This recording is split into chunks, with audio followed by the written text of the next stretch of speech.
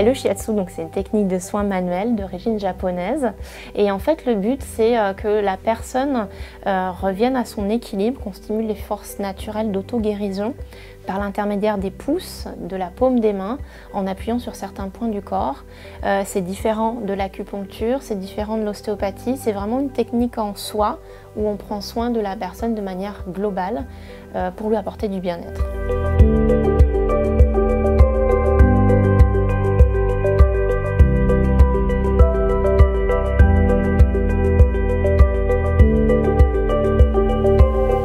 C'est vrai que le shiatsu, la première chose, c'est que c'est un contact physique qui relaxe beaucoup. Donc c'est vrai qu'il y a des gens qui viennent dans le but du bien-être déjà. Mais globalement, on a toujours un petit quelque chose qui fait qu'on a soit une petite douleur musculaire ou une problématique digestive. Et c'est vrai que le shiatsu travaille sur toutes ces différentes composantes. Donc les douleurs musculaires squelettiques, les douleurs liées à des problématiques de digestion diverses ou autres.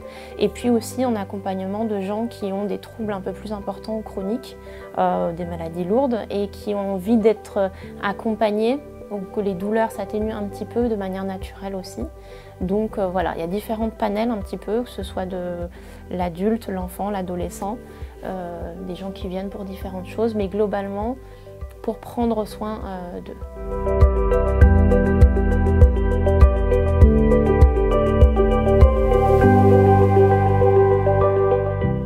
Relâchement qui se fait et qui finit par être total.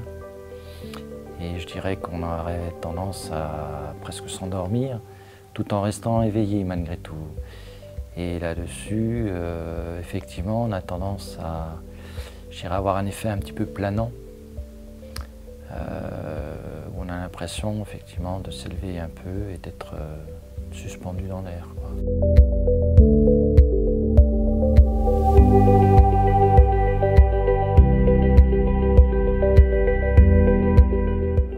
Le shiatsu fait partie des 8 médecines non conventionnelles dignes d'intérêt, dont l'ostéopathie, l'acupuncture, l'homéopathie, etc.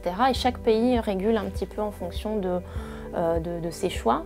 La Suisse, c'est reconnu comme une thérapie à part entière. Au Japon, c'est reconnu comme une médecine à part entière. En France, c'est une discipline de bien-être. Et il y a un statut de spécialiste en shiatsu qui vient juste d'être mis en place. Mais effectivement, ce n'est pas un diplôme d'État, donc il n'y a pas une formation spécifique pour reconnaître et dire voilà, là c'est une bonne formation en shiatsu ou une formation d'amateur en shiatsu.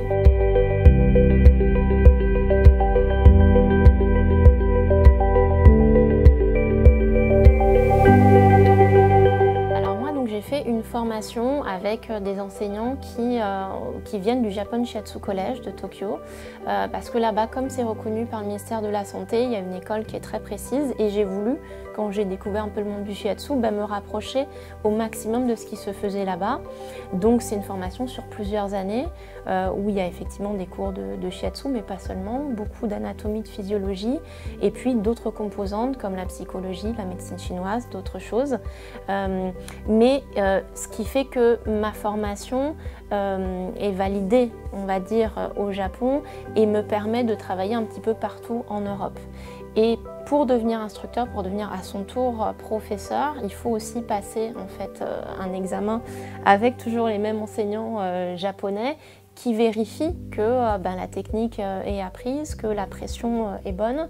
Et on repasse cet examen tous les 2 ans pour voir que on n'a pas dévié de notre technique et qu'on est toujours opérationnel.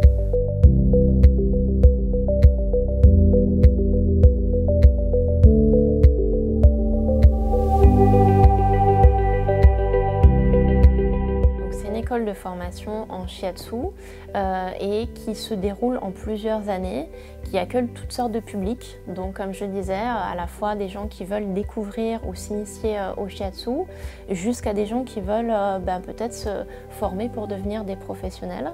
Et effectivement, chaque formation est validée chaque année par une certification et à la fin de toutes ces années de formation, l'examen, les élèves passent aussi l'examen avec les enseignants du Japan Shiatsu College pour valider leur formation.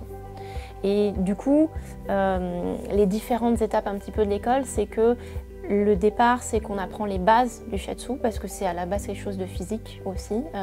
Donc, savoir se positionner, savoir donner une bonne pression. Et puis, au fur et à mesure des années, on apprend effectivement l'anatomie, la physiologie, connaître un petit peu les pathologies et comment adapter son shiatsu en fonction des différentes problématiques. Et puis, plus on avance et plus on s'intéresse à la chose. Et là, on va rentrer dans la médecine chinoise et dans l'accompagnement, le soutien psychologique, pour savoir comment gérer les personnes au niveau émotionnel quand vraiment on a envie de s'installer et d'aller un petit peu plus loin.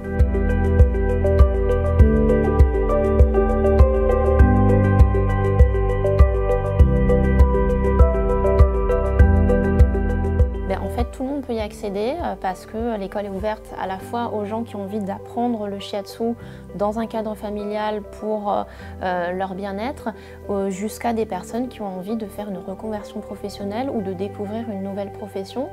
Comme l'école est enregistrée auprès de la préfecture comme un organisme de formation professionnelle, du coup, certaines formations peuvent être prises en charge aussi par des organismes financeurs. Donc c'est vrai que ça vaut le coup aussi de faire la demande et de voir si la formation peut être prise en charge, que ce soit pour une reconversion professionnelle ou pour justement tout ce qui est formation continue tout au long de la vie.